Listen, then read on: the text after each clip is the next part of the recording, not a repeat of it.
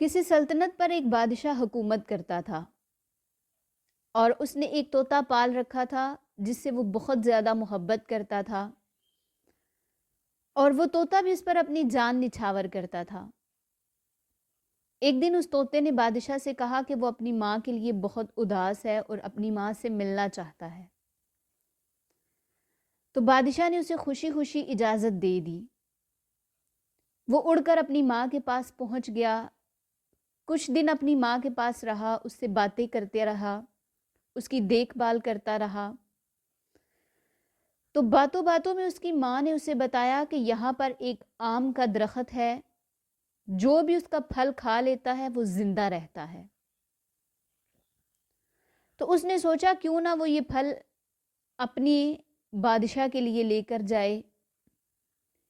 اس نے اپنی چونچ میں ایک آم لیا اور محل کی طرف چل پڑا۔ راستے میں اسے شام ہو گئی۔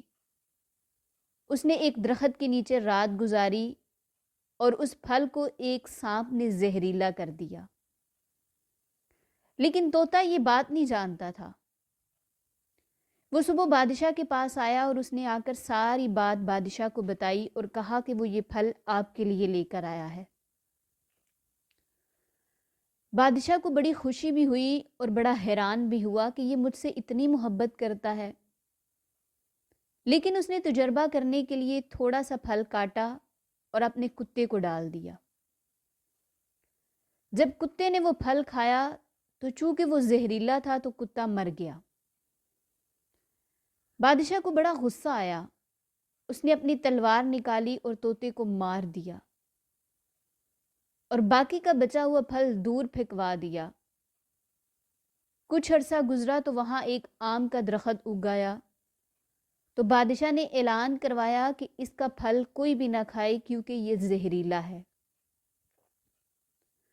اب ایک عورت سفر کرتے ہوئے وہاں سے گزری تو اس درخت کے نیچے بیٹھ گئی۔